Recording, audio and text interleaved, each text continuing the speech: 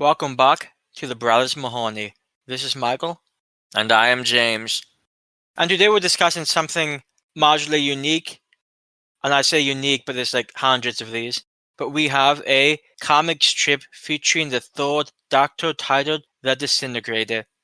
This was published in February and March 1974 from TV Comic. And not that it matters, but the actual issues were issues 1155 through 1159. We mentioned before that this was a weekly publication in the UK, which is why there's so many issues here. Yeah, I think I got to over 1,400 issues by the end. Nice. And this is a 10-page story total. And the way it worked is they would have 2 pages in each issue. So it's like a 5-part story, 2 pages a piece, but 10 pages total. We have no idea who wrote it as far as I'm aware. Some comic strips from back in the day weren't particularly well documented. So unfortunately, sometimes things like writers and artists can get lost over time. Yeah, I'm not sure when things get more standardized. I think it was more around the 80s or so. Mid-80s.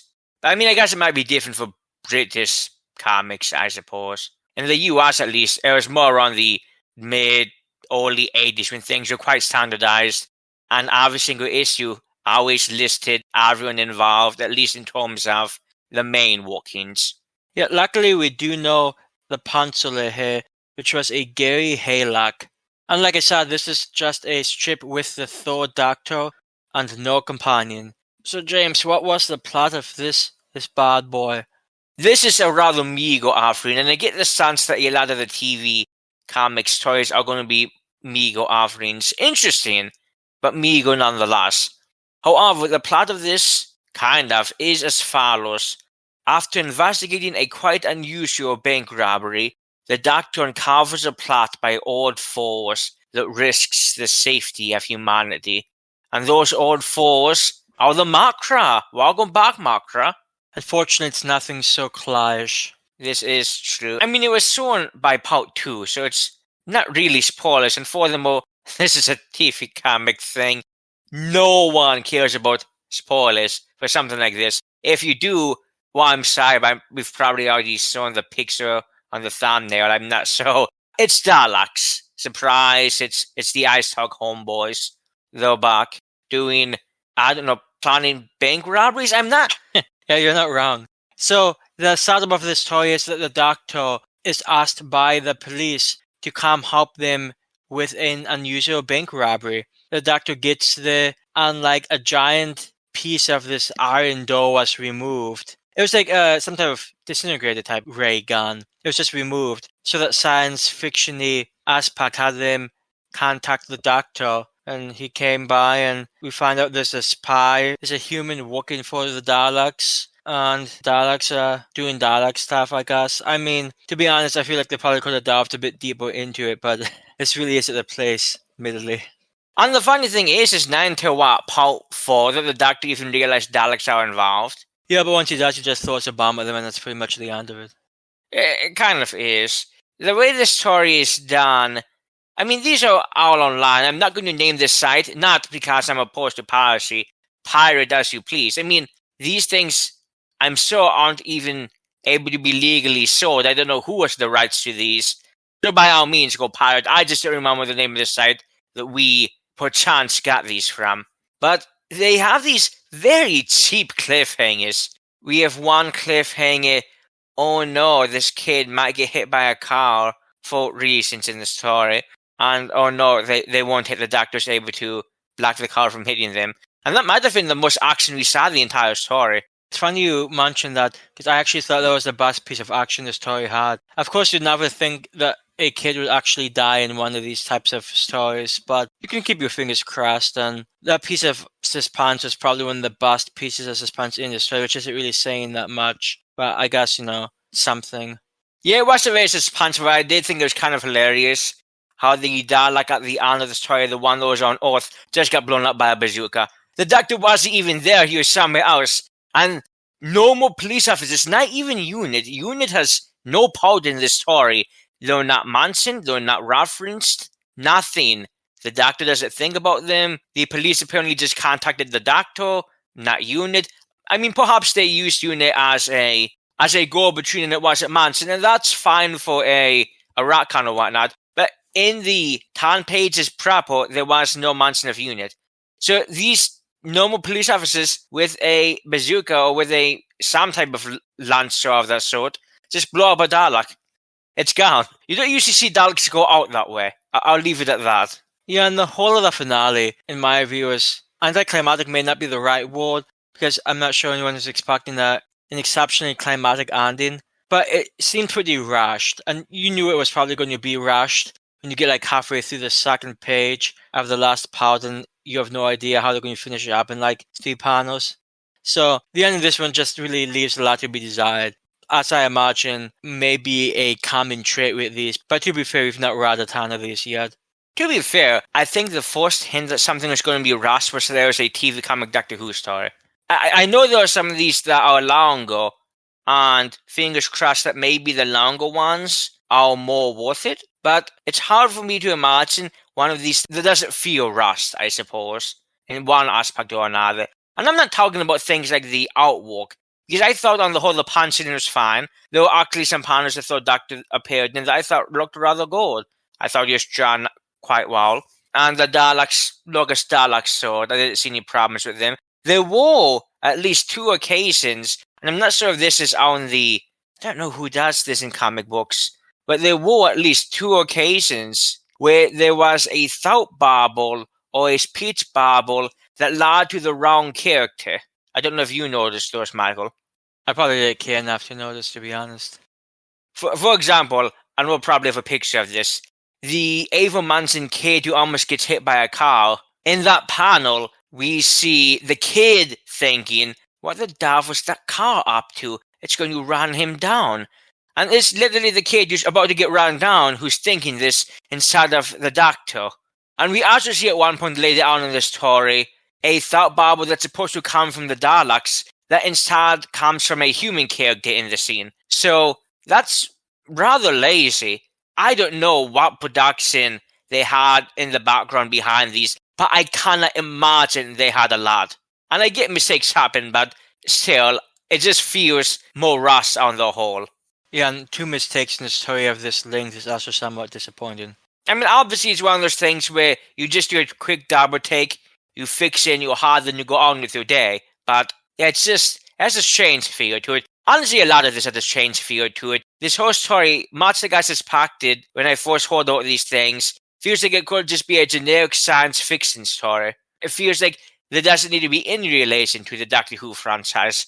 If you remove the Doctor, or if you called him something else, and if you remove the Daleks and made them something else, literally nobody would think anything different of it. It would be like one of the 2005 Hellraiser movies. And if you're unaware about what the reference is about, a lot of the Hellraiser movies post, I would say movie 4, but honestly movie 4 I sort of feel of that. I think it's mostly 5 through 8. A lot of those movies, these scripts were originally for another movie entirely, and the scripts just get repurposed into Hellraiser movies. And that kind of feels like what this one feels like. It doesn't need to be a Doctor Who story at all. It could easily have just been a random sci-fi story. And another thing that was quite interesting about this one, again in a rushed kind of feel, is that I couldn't help but notice, due to the way the story was published, 2 pages a week, it would be kind, and I do appreciate it, it would give you a previously to let you know what happened last week in the section. And because it's serialized, that's rather important information. But on at least 3 occasions, the previously section gives information that was not given in the story proper. You don't usually expect to see spoilers from a previously or from a forward, but this literally did that. There's a reference in a previously to a planned Dalek invasion, but I did a quick reread of the Dalek sections in part 2 and part 1. There was no mention of any invasion. The first time we get that news is from the previously part in part 3. So thanks for spoiling that for us, unknown writer, who's probably been dead 40 years.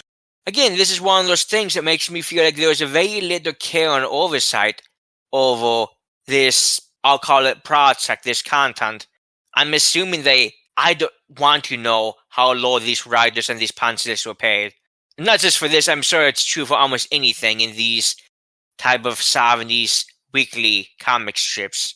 But I am sure the pay was great. I imagine this whole thing has a pretty fly by the seat of your pants type of thing to it. Because, yeah, with these types of mistakes, and there should never be any type of information that we don't know in the previously section. Like, that should have happened. So the whole thing just comes across, like James said, it just comes across as pretty cheap, which again is surprising. Yeah, and I do appreciate how the name of the story, The Disintegrator, it's just a reference to the Dalek. No, it's funny, even at the end of the story, I'm not sure why the Daleks destroyed the two-ton door to the bank vault, which is the entire reason that the Doctor's carved into the case in the first place.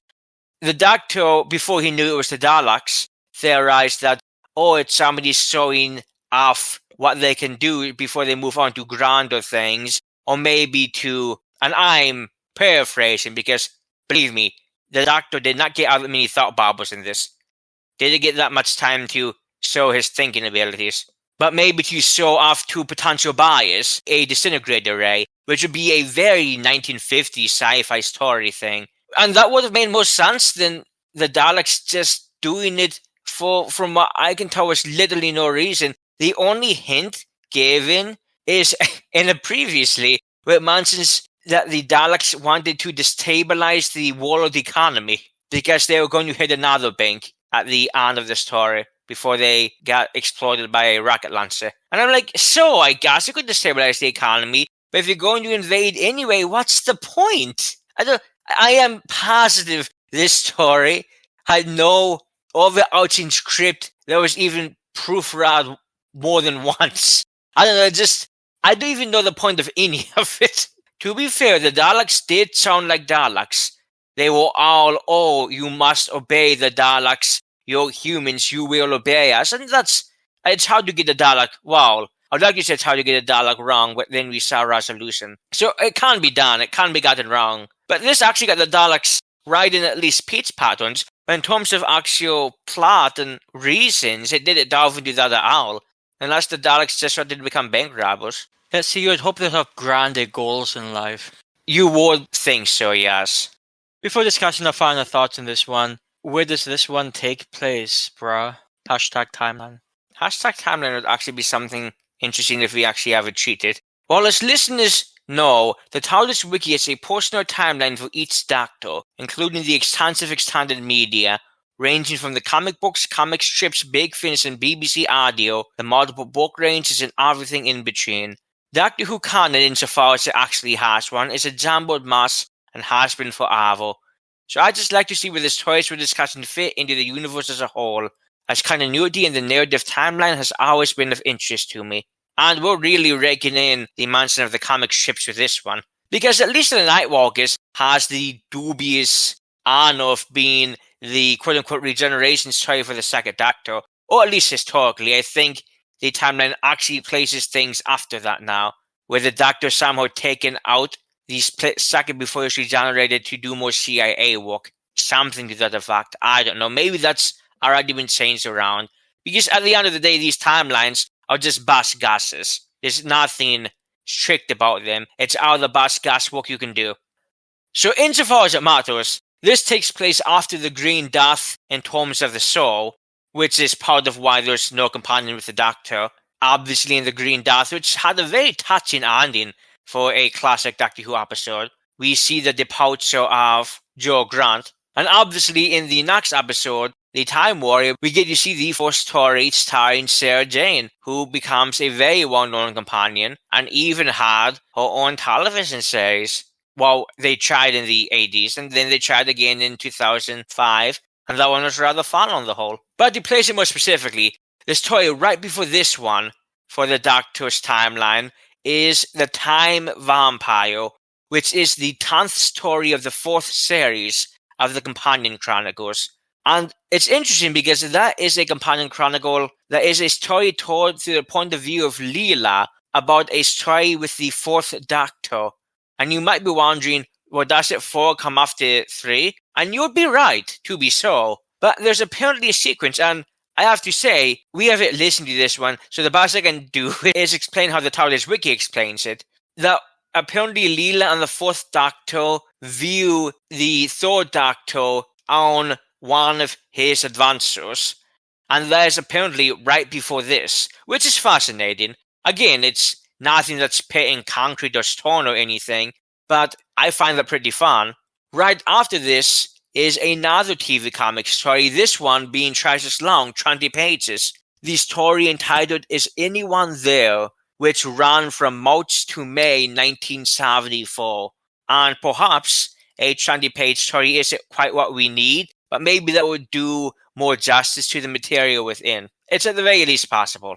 Yeah, I mean, we can certainly hope. The nice thing about a comic strip like this is even if it's not particularly great, it's only 10 pages and you can read it pretty quickly. With a 20-page story, you hope the quality would be up a bit. Otherwise, it's just going to feel more like it's dragging. Yeah, that's true. I mean, I'm not saying I have high hopes that it's going to be or going to feel more well-rounded. I have some hopes that it's possible. And that's the most optimistic I feel I can be. Yeah, as for this one though, like James said, it feels like a generic sci-fi story. Certainly no need to have the Doctor involved in it. I can't say I disliked it because it just doesn't leave much of an impression on me. I'm not going to remember it tomorrow. I barely remember it now, to be honest with you. Something with a bank and a Dalek bra? I don't know.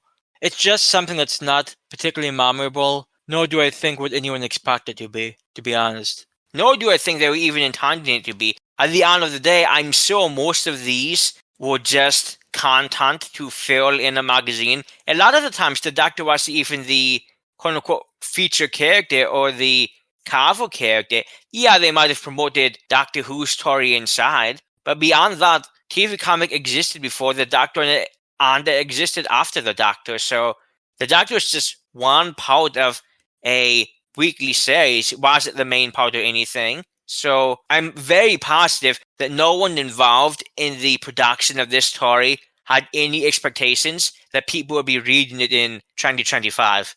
And I guess, to be fair, that same level of thought was also true for the original series. Like, up to a point, people realized, oh, hey, we actually have something of a cult classic here. But early on, I don't think anyone would have expected, like, 50 years from that point, that people would be trying to dig up some old William Hartnell and Patrick Troughton stories. Which is, on a side note, why they weren't saved. Because it's just how the BBC rolls. But point being, no one was probably expecting people to be interested this long down the line. But that doesn't mean you can't at least try to have good material for the time period. I mean, we also have to point out that invariably TV comic was sold for children. It wasn't even young adults who were picking up these magazines, I would think. It would mostly have just been children who were probably 8, 9, 10, maybe 11 or 12. I'd be surprised, honestly, if once you got to 13 or 14, you were still picking these up. I'm not judging you if you were.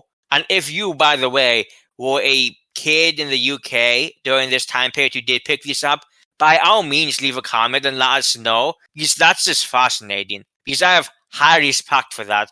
These things easily could have been just lost forever. And it's almost a case where if they had been, probably nobody would have even noticed, or maybe they would have cared. But almost all of them, from what I have researched and what I have found, are up somewhere online. And it's so nice that we don't have all of this lost media. So that's at least a positive. As for this story specifically, I don't know why Daleks need to rob banks. I'm going to keep telling you that because that's the part that really made no sense to me. And I know that they weren't technically robbing the bank. Well, I guess they were, but they are using a proxy to do it. But I don't know. I think that could have gone through another revision. But really, it's whatever. Margaret's quite right. This is almost inherently a forgettable story. And it's amusing for the case of the mistakes that happened. And honestly, a week from now, I'm not going to just outright forget it. But the idea of me taking the time to read this again is kind of absurd. Because there's really... And I don't mean this disrespectfully. Again, this is basically how they were written. It's written to be disposable. There is nothing to gain by ever reading this again, that I can see anyway. Maybe there is, maybe you can find something, and that's fine. And I wish you the best of luck. And like I said, find it online. There's a good site that collects the TV comic stories from the first, second, third, and fourth Doctors. Assuming that's still up anyway. I hope it is, because that was a nice resource to run across. If it's not, though, if you ever want any Doctor Who comics, comment to us. We got you, fam. Yeah, we have to pay our email to you somehow. But yeah, I don't know. It's fine. I don't hate it either. It's just a thing, really. Unless the Doctor says nobody questions things, but I question this one. So perhaps that means this is in fact more than a thing, or more likely maybe it's less. But either way, what do we have coming up next, Michael? Yeah, up next, we have another book. This one being somewhat exciting to read, The Eight Doctors by Terence Dicks. It was released June 1997, and it's the first book in the EDA, which is the Eighth Doctor Adventures. And in fact, we mentioned this at the end of our Doctor Who movie discussion, and this book sort of picks up almost immediately from the end of the movie. So we thought it might be nice to check out, and I also thought it might be a bit more accessible than what we might get from the VNAs, being the Virgin New Adventures. We also have the first couple of those books, but between the two, I feel like the EDAs might be more accessible. Maybe I'm wrong, but we'll find out. I think it might be more accessible at the beginning, but I have a feeling once it gets to things like interference and alien bodies and anything Miles touches, and the war in Haven is going to be a little more complicated. Oh, and the Fox and Paradox too, I believe that's the EDAs. Yeah, but I guess we have that to look forward to, though. And at the end of the day, we will still get to the time warm at some point. yeah, and I guess on that heartwarming note, if you have any thoughts, and I don't know why you would, but if you do have any thoughts about the Disintegrator, or maybe just the Doctor's time in TV comics overall, let us know either here, down below, or on Twitter. And you can follow us on Twitter at Brothers Mahoney, should you wish. And yeah, I'm racking my brain. I think that's all I had to say about this one. Anything else, James? Not really, no. You can also, of course, follow us here on YouTube as well if you desire. Yes, hashtag like and subscribe, am I right? And hashtag, and I'm sure we are not going to be the people you get this news from first, but the new season of Doctor Who season, quote-unquote, 2 of the Disney Plus era is coming out April 12th. And so that's going to be fun. Obviously, we will do our weekly episode reviews when those start up. And when they release the episode names, we will have a nice partial podcast just discussing our hopes for the season and the episode names and what they might contain. So that's coming up sometime this next month, I would assume. So that's also a nice little treat to look forward to. But yeah, as for the Disintegrator, I was going to make a Disintegrator joke, but who uses the word Disintegrator? Yeah, I feel like it's something I pretty much only hear in sci-fi. And by sci-fi, I just mean Doctor Who, since it's really the only sci-fi I consume. Yeah, I'm not sure. But yeah, no, I have nothing. It's go look it up, read it. It'll take you maybe 20 minutes, maybe 30. Yeah, I mean, it's certainly something, and that's really all we've got. So, as always, this has been Michael. I've been James. You've been enjoying the Brothers Mahoney, and have yourself a pleasant evening.